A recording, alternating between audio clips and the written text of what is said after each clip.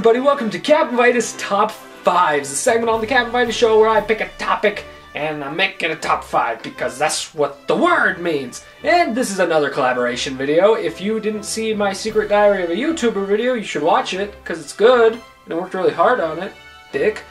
But on that video, one of the questions was, who do you want to collab with? My answer was everyone. And I thought, you know, the person who made me do said video, Nicole from Nics&Nacs. And I said that, she heard me, she tweeted at me, now we're doing it, we're doing it! We're entering the big leagues, Nicole, the big leagues. So yeah, we got together on the Twitter, we talked about it, and after minutes and minutes of speculation, we agreed on a topic, and I'm very excited about this topic, because opinions, they exist, and sometimes your opinion doesn't agree with another person's opinion. That's what this list is about. Because this list is about those times you go see a movie that everyone hates, and you're like, why?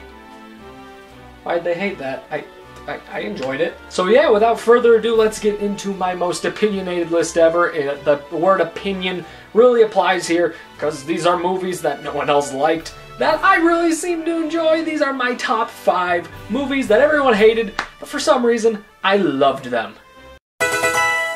Coming in at number 5, we have Liam Neeson punching wolves in the face, or maybe not, The Grey. Now this movie isn't insanely universally hated, which is why I have it at number 5, but why I do have it at number 5 is because people hated the ending of this movie, and I can kind of understand that. I can kind of understand that, because you watch the trailer for The Grey, what do you want to see? What is the final shot in that trailer? It's Liam Neeson, he's taping bottles to his fist, and he is going up against a den of wolves. And turns out that was also the last shot of the movie. You didn't get to see that fight, leading to some pretty understandable anger. Me, myself, I thought it was a perfect ending. I loved that. I didn't need to see the wolf fight.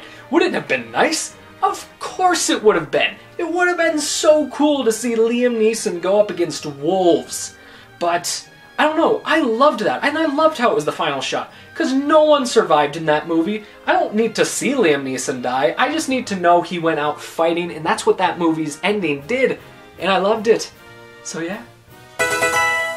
Now coming in at number 4 is also a movie that's not exactly universally hated, but the hate it did get, I think, is ridiculous and honestly stupid, and that is Man of Steel.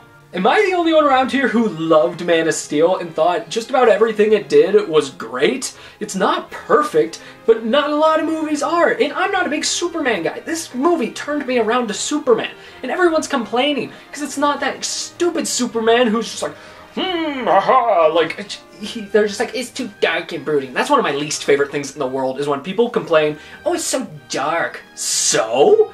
Do you really want 70s Superman? Is that really a thing you want? Because I think that's a bit ridiculous. Not to mention, a lot of it, it's in the end of the movie. Spoiler alert for a movie that's been out for a year.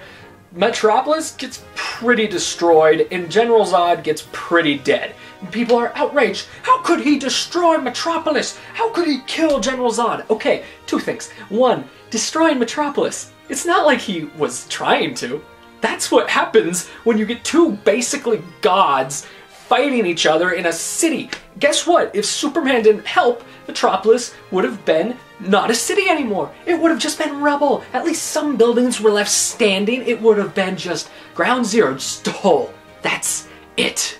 And then to the point, oh, well, Superman shouldn't kill. He killed Zod. He shouldn't kill. For 1, he's just starting out. For 2, what do you want him to do? Throw Zod in prison? Throw Zod in prison? There is no way you're keeping Zod in prison. Do you know why? Throw him in there, guys. Throw him in there. He just opens the bars. He just opens the bars. He was going to kill people. Superman had to kill Zod.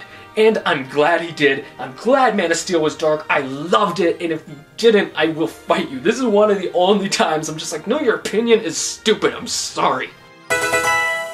Coming in at number 3 is a movie I think is drastically underrated. This movie does not, nobody ever talks about it, and when they're talking about it, they're talking negatively about it. I love this movie. I remember the day I got this movie, I watched it 3 times in one day.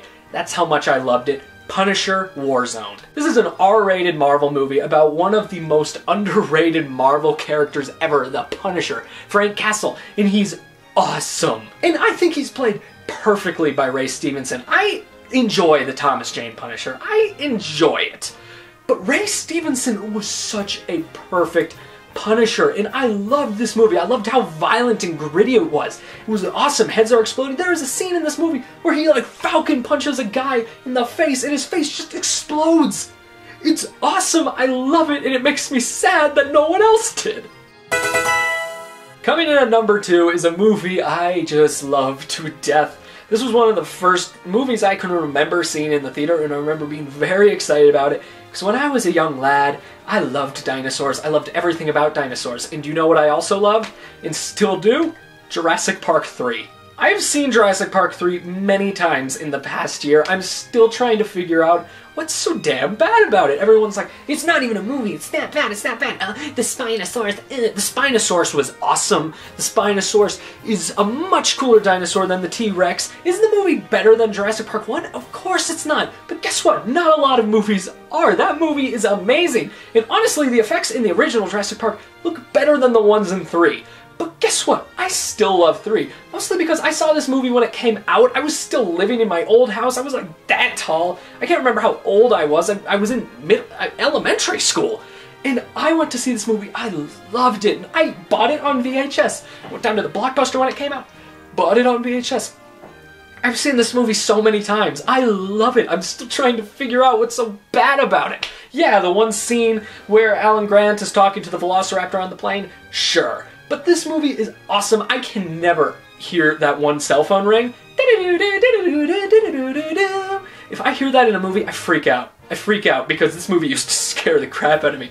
And I freak out because I know that means the Spinosaurus is near. I love this movie. I love it very much. It hurts me that you don't too.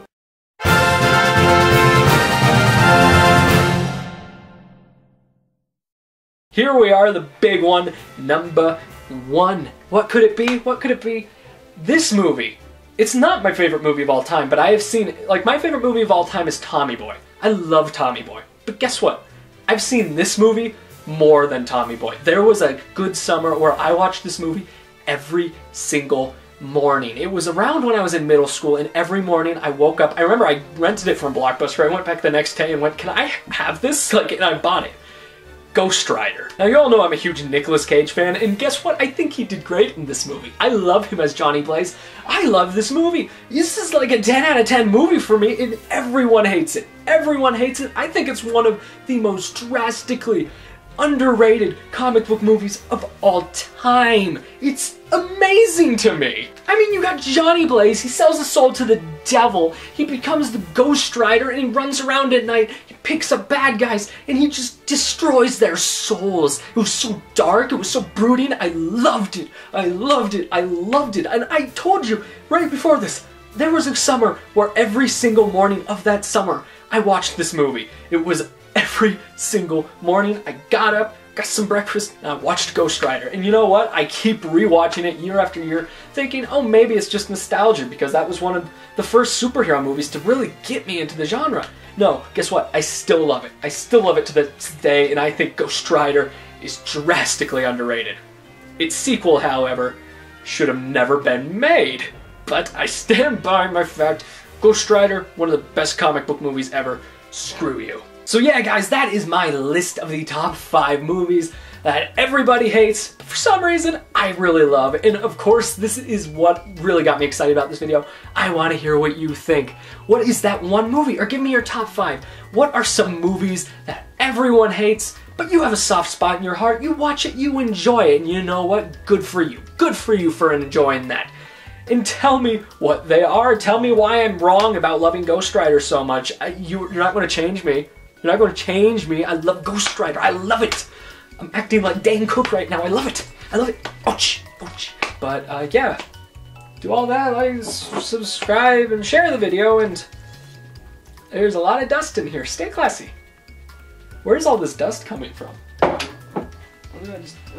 There's just dust everywhere. It's like in my mouth. It's in my ear. This is a bad day.